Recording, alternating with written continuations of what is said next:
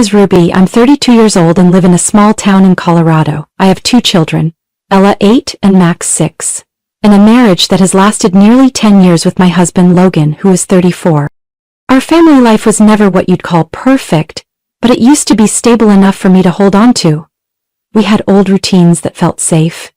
Dinner at 6, folding laundry together on Sunday nights, cartoons on Saturday mornings.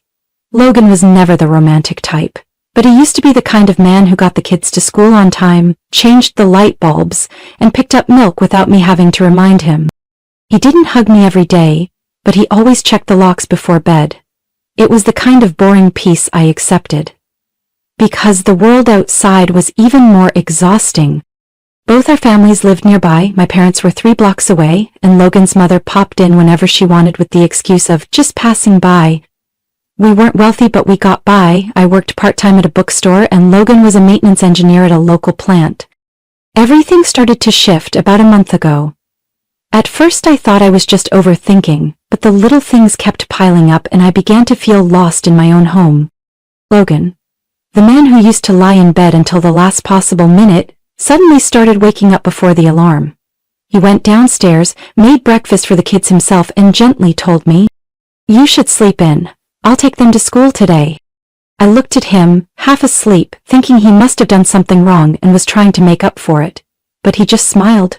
No explanation. That wasn't all. One day I came home to find the sink empty for once. Logan was wiping down the counters with a damp cloth, humming a tune I didn't recognize. I asked, and he said, "The house felt gross. Just wanted it to look better. No complaining, no sighing like usual." He started handing me the remote, didn't grumble about the shows I picked. He didn't even flinch at the Target receipt I'd left on the table. I waited for something like, "Why are you buying so much?" But nothing came. Just a lazy nod and more scrolling on his phone. Logan used to tell me straight up that he didn't understand why I wasted money on things like scented candles or pretty notebooks. Now, he called them those cute little things you like. I didn't recognize this version of Logan. He didn't snap when the kids turned on the TV past bedtime. He didn't scold Max for leaving toys everywhere. And he started saying strange things like, "I'll go grocery shopping after work," or, "Don't worry about cleaning, I've got it." I told my sister, Lana, who doesn't believe in kindness without a reason, and she just said, "Maybe he's scared you're actually going to snap after that time you threw the lunchbox at the wall." I laughed, but not fully, because deep down, I knew something wasn't right. He'd never been the kind of man to do everything without complaining, so why was he acting like someone else? I wanted to believe he was just trying. But my gut wouldn't settle, especially when Logan started changing how he spoke. Things like, "Everything's gonna be okay, don't worry," or "Today feels so light." They sounded gentle, but they chilled me. Then, one night, I heard him whistling a melody I'd never known he liked, coming from the phone that never left his hand anymore. Screen always face down, sound always on mute. I started paying closer attention when Logan chuckled to himself while texting, or let out a soft laugh while staring at his screen. A laugh I hadn't seen from him in years. It wasn't the polite kind you give your kids, or the chuckle from watching our favorite shows. It was private, like he was living in a different world, one I wasn't part of. I asked him what he was watching. He just shook his head. "Nothing, just some funny videos." But his hand gripped the phone tighter, screen still face down. What really froze me was when I caught him softly singing along to some obscure indie song from Spotify. I asked, "Since when do you listen to this kind of music?" He shrugged. "I've been trying new things lately." I remembered clearly. This was the man who once mocked sleepy music. Now he was humming lyrics like, "You came like quiet sunlight and left without a sound." I didn't know whether to laugh or cry. Other small changes crept into our daily life. Logan didn't seem to care about the budget anymore. I brought home a few extra groceries we didn't need, left the receipt out in plain sight. He saw it and said nothing. No scolding, no sideways glance. At first it felt freeing, then unsettling. I asked Lana again. She stared at me, tilted her head. What if he's seeing someone else? I almost burst out laughing. Logan? The man who's always too busy, hates talking, and fears change. With who? But that question stuck in my mind like a fishbone. I couldn't swallow it. I couldn't ignore it. Then the kids, Ella and Max, accidentally dropped a name I'd never heard before. One evening, while I was detangling Ella's hair after swim class, she whispered, Miss Elisa made us cocoa today. She added marshmallows too. I paused. Ooh, sweetie, which miss? Miss Elisa. She has pinkish purple hair and lots of drawings on her arms. She knows Daddy's favorite song too. Daddy says she's really fun. My heart hit the floor. I had never heard Logan mention anyone named Elisa. I asked, Does she work at your school? Not really. Daddy says she's just helping out, but she comes over a lot. She's fun. Max jumped in. She even let me play games on her phone. Daddy said Mommy doesn't need to know. I froze. Every word felt like a pair of scissors slicing through the illusion of peace I'd been trying to protect. That night, I asked Logan as casually as I could while washing dishes. Do you know anyone named Elisa? Ella said she's often at school. Logan didn't turn around. He just said flatly, Probably some assistant teacher. Don't overthink it. I bit my lip. Really? Pink purple hair, full sleeve tattoos? He shrugged. Kids make stuff up, you know that. I didn't press further. But I wasn't calm inside. I texted another mom whose child was in Ella's class and gently asked, Is there anyone named Elisa at the school? She replied a few minutes later, Never heard of her. I'll ask tomorrow. The next morning I got another message. No one knows who Elisa is. She's not on the staff or assistant list. My hands went cold. Elisa wasn't from the school.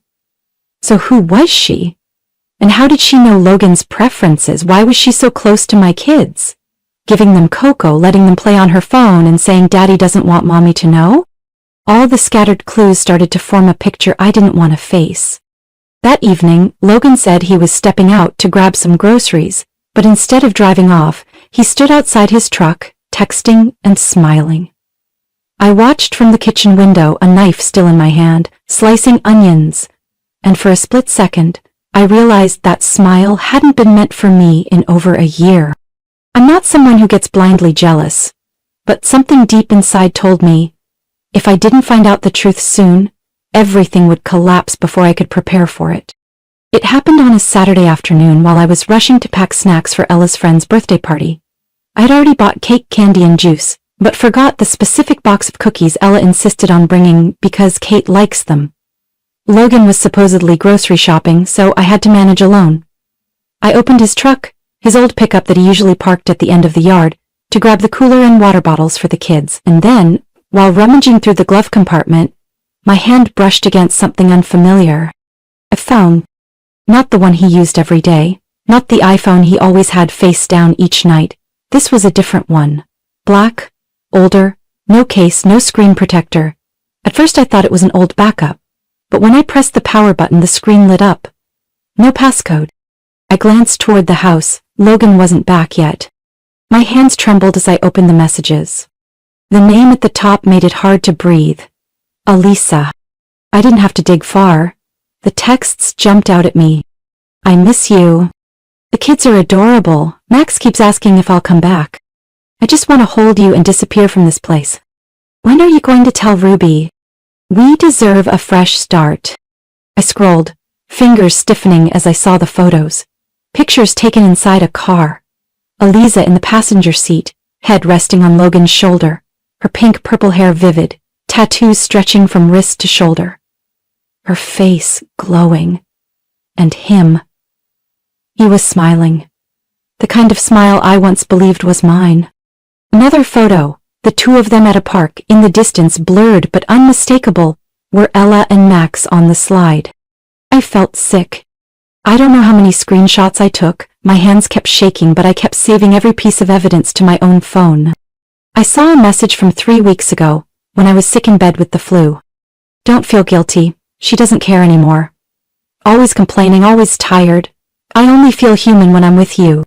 So I was complaining, huh? And he felt alive with another woman while I did the laundry, made dinner, and soothed our kids to sleep? I sat frozen in that truck for nearly 10 minutes. The kids were inside watching cartoons, unaware. I, the wife who once thought she was strong, now sat in an old pickup clutching a phone and the crumbling remains of my world. I walked back inside, evidence clenched tightly in my pocket. Logan had just returned, carrying grocery bags from the convenience store. He walked into the kitchen, calling out like nothing had happened. "Did someone remember almond milk?" I said, "When did you get a second phone?" He stopped, looked at me, then gave a weak chuckle. "What are you talking about?" I pulled the phone out and placed it on the table. The screen was still lit. "This one. The messages, the photos, Elisa, everything." He stood still. No denial, no excuses, just closed his eyes for a moment and sighed. "I was gonna tell you, I just didn't know when." I let out a quiet laugh. "You found time to laugh with her, to take her out with your kids, but not to talk to your wife?" He set the bags down and said slowly, "You're always like this, heavy, you don't let people be themselves." I turned and walked out of the kitchen. My hands were still shaking, but my heart wasn't afraid anymore. I don't remember how much I slept that night. Maybe I didn't sleep at all. But the next morning I got up earlier than usual. The kitchen still smelled faintly of the coffee Logan had made the day before, but I didn't touch it. I got the kids dressed, made breakfast like always, and tried to keep my voice steady when I said, "Put on your jackets, it's cold today." Logan didn't say a word. Maybe it was because of the message I sent last night. Maybe because he hadn't figured out how to twist everything into being my fault yet. I waited until the kids got in the car, then I turned to him and said, "I won't be sleeping here tonight." Logan frowned. "Ruby, you're overreacting." My gaze didn't waver. "You want me to stay calm? I've been calm for a whole month while you let some strange woman get close to our kids, brought her into this family like I was the outsider." He raised both hands, his voice lowering. "You always do this, always criticizing, always pressuring. You're always tired, always saying no one helps you. I just needed someone who made it easier to breathe." I let out a dry laugh. "So the solution is to lie to your wife, get a secret phone, and whisper sweet things to your mistress in the car?" Logan turned away, rubbing his head. "I never meant to hurt you, it's just I don't feel like myself in this marriage anymore." There was no anger in my eyes anymore, but with a hollow ache that went all the way down. "Well, now you're free. You're the one who walked out of this marriage, not me." I packed what the three of us needed in silence. The essentials, clothes, a few of Max and Ella's favorite toys, some of the bedtime books I used to read to them. I left the wedding photos hanging on the walls. I didn't need to carry any more illusions with me. I called Chloe, my sister, the one who used to mock Logan during our first year of marriage. She just asked, "How soon do you need me there?" 30 minutes later I was in the backseat of her car, looking at the house I used to call home every day. Now, it was just an empty shell. Ella rested her head on my shoulder and whispered, "Where are we going, Mommy?" I stroked her hair and answered, "We're staying at Aunt Chloe's for now, just for a little while. Everything's going to be okay." Max sat in the back seat, gripping his toy dinosaur. He didn't say a word, and I knew even at his age, he could feel something big was changing. That night, after the kids were asleep, I sat in the small guest room at Chloe's house with the old laptop she gave me. I started doing things I never thought I'd have to do. Changed passwords, logged out every device with Logan's name, sent a request to temporarily lock our joint bank account, and transferred my portion to a newly opened account. Not out of revenge, but because I knew if given the chance, he wouldn't hesitate to take everything, emotionally, financially. I sent Logan a single message. "I left enough for your half of the mortgage this month. I've withdrawn the rest. If you want to spend money on someone else, use your own." Chloe walked in with 2 cups of tea. "Are you doing okay?" I don't know what hurts more, that he cheated on me, or that I let myself not see it sooner. She held my hand. "It's not that you didn't see it. You were busy living, he was busy hiding." My eyes stung, but I didn't cry. Not because I was strong, but because I didn't have any tears left for Logan. The first message from Logan came at 11 p.m., just a few hours after I moved into Chloe's place. "What are you doing, Ruby?" 15 minutes later came a string of texts, starting with, I'm sorry. I didn't mean to hurt you. Then shifting tone. Leaving like this is irresponsible. Then flipping again. I just wanted to be heard. You always blow everything out of proportion. I placed the phone face down, but my hand clenched around it as if I could crush every memory with sheer pressure. The next morning, I got a call from June, Logan's mom. We'd never been close, though I'd always kept things polite. Hi, Ruby. Her voice was soft, almost enough to sound like she cared. Logan told me you two had a little misunderstanding? I didn't sugarcoat it. Ma'am, he cheated. That's not a misunderstanding. He let that woman around my kids? He had a second phone, I have proof.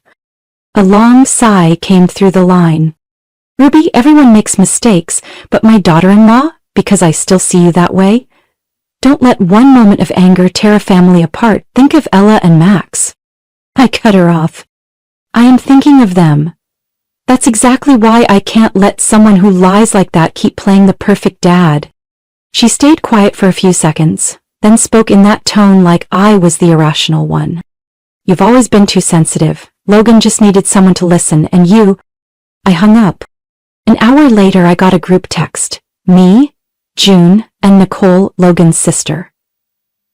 Nicole used to be someone I thought I could trust, until I read her first line. You're tearing this family apart. The next message from June read, Logan hasn't eaten anything since yesterday. He said you took the kids without telling him. I replied with 3 screenshots from the secret phone. Logan and Elisa hugging, Logan texting, she doesn't notice anything.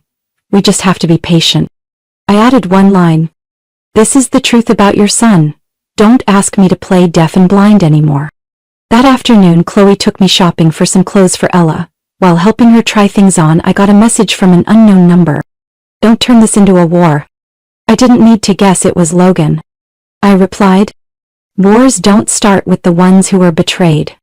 Not long after, Chloe got a message from Logan. The first line said, You're helping Ruby destroy my life. Chloe silently handed me the phone, then replied with a single word. Good.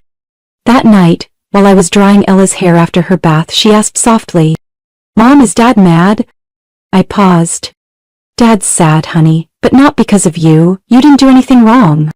Without a word, she leaned closer and whispered, You seem stronger now. That sentence crushed my throat. Not out of pride, but pain. Because my daughter had to learn what heartbreak looked like too soon, and already felt the need to measure her mother's emotions at just 8 years old. I didn't need forgiveness from Logan. I didn't need approval from his family. I just needed a clear path to protect myself and my children. And if that made me too much, then I was willing to carry that label. Because this time I wouldn't stay silent to keep the peace for people who treated me like something disposable in the very house they burned down with lies. After 3 days of silence, Logan returned like a storm. I was walking Ella and Max to the car when I saw his pickup truck parked across the street, engine running, window down. He didn't get out, just sat there, eyes fixed on the 3 of us like he wanted to freeze the moment. I hesitated for a second but didn't stop. I got the kids into the car, locked the doors, and drove away without looking back.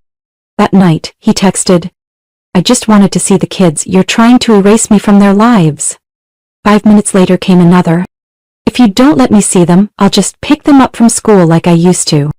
I immediately called the school office. I kept my voice steady as I said, We're currently in the process of separation. I need to update the list of authorized pickup persons for Ella and Max.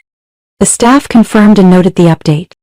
Only Mom, Aunt Chloe, and Grandma will stay alert. The next day, I got a call from Ella's homeroom teacher. Her voice was tense. Miss Ruby, this morning Logan showed up at the school unannounced. He asked to take Ella home before dismissal. When we said no, he got agitated. I thanked her and apologized for putting the school staff in that position. After hanging up, I sat at Chloe's kitchen table, gripping a cold cup of coffee. Logan wasn't just texting or lurking anymore. Now he was testing my limits. 3 days later, I got off work to find him leaning against his truck in the parking lot, hands in his pockets, eyes cold. I just want to talk, he said as I approached. I have nothing to say, I replied, gripping my keys tighter. Don't act like I'm dangerous, he snapped.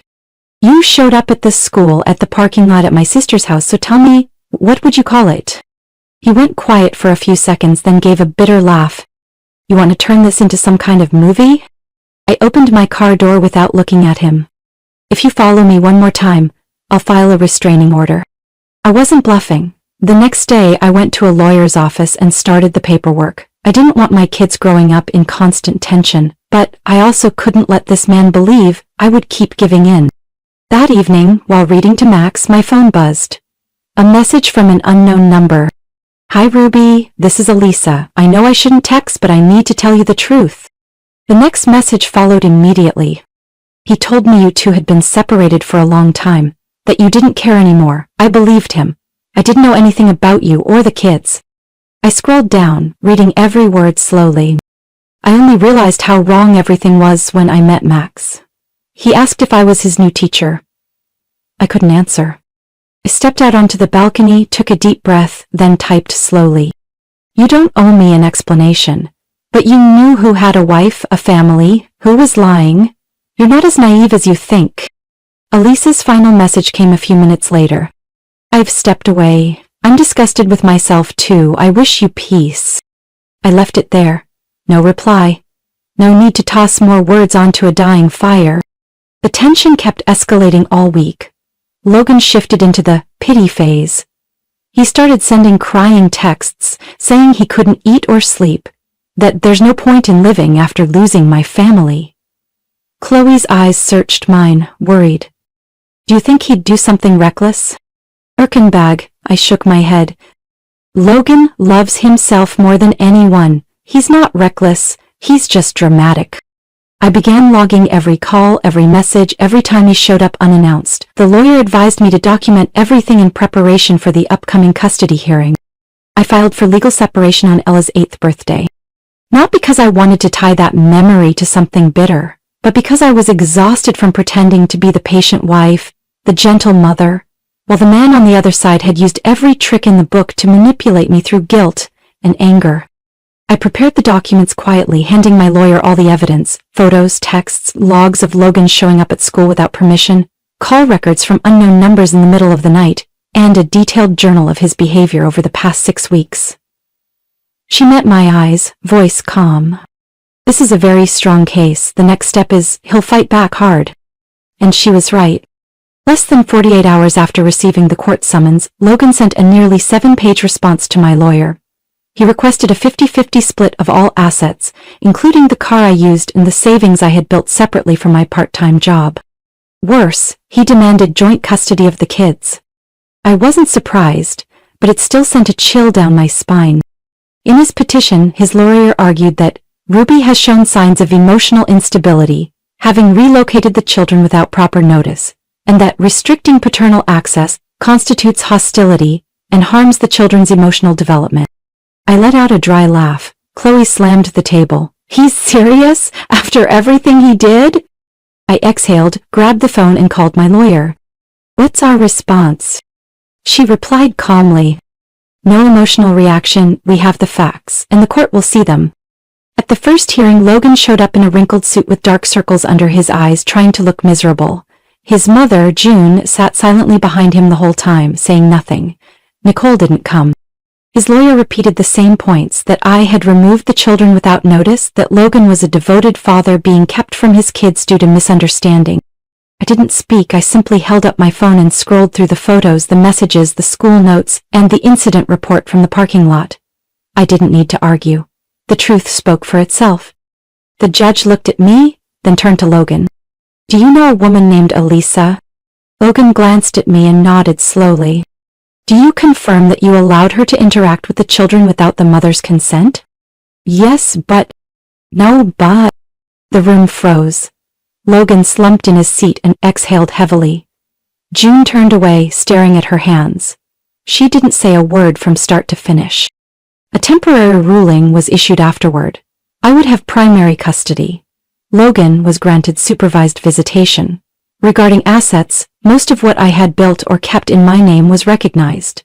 The 50-50 split applied only to the marital fund. And I had left enough for him to live decently if he knew how to manage it. After the hearing, I heard nothing from Nicole.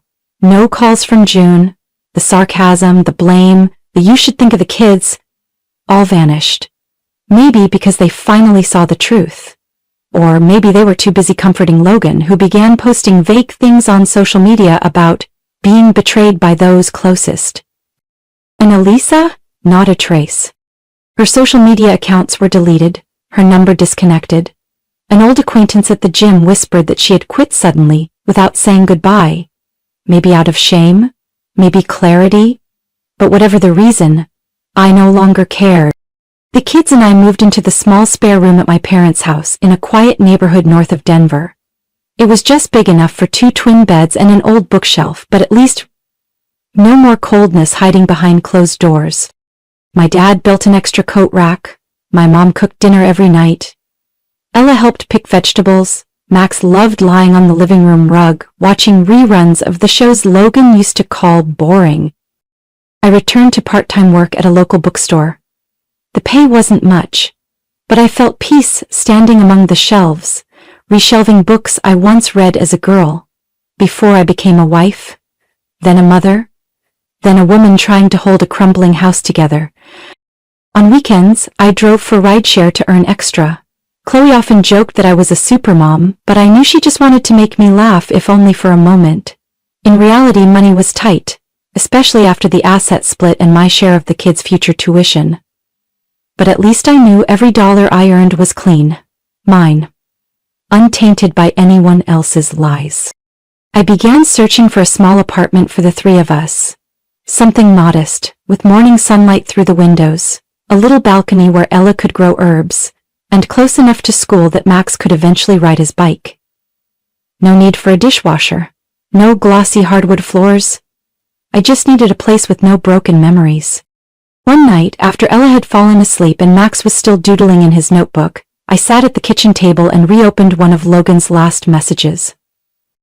"You ruined everything. Hope you're happy." I never replied to that message. I no longer needed to explain myself to someone who chose to believe everyone else over the woman who shared his bed for nearly 10 years. And I wasn't trying to appear strong. Some nights I still lay awake, feeling hollow like a bed without blankets. Sometimes I cried when I saw Max accidentally write the word "Dad" in his school drawing. But then he ran up to me with another drawing. "It's you reading to us." And so I kept going. One afternoon, while shelving books at the store, a woman walked in. Long brown hair, sunglasses. She walked straight to the counter, bought 2 children's books, and before turning to leave she said softly, "You're Ruby, aren't you?" I looked up, stunned for a second. It was Elisa. She didn't smile, but she didn't look away. I just wanted to say, "I understand why you didn't forgive me, and I don't expect you to. I don't hate you anymore either." Elisa bowed slightly, then left without looking back. I watched her disappear through the glass doors. No anger rose up, no sense of triumph, just relief, like finally taking off a pair of shoes that had been too tight all day. That night, I wrote the first lines in a new journal, like starting something that no longer had Logan lurking in the corners of my thoughts. And if, in Logan's story, I'm the villain, the one who destroyed the family, hurt him, walked away, so be it. My story isn't about becoming strong. It's about standing up when silence no longer protects anything. I didn't win. I didn't need to. I just reclaimed ownership of my life after being turned into a shadow in my own home. Now, though things are still hard, I know I'm truly living, not trying to please anyone, not suffering to preserve something already gone. And that, to me, is freedom. What do you think of Ruby's decision? Was she too harsh? Or was this the only way to protect herself and her children?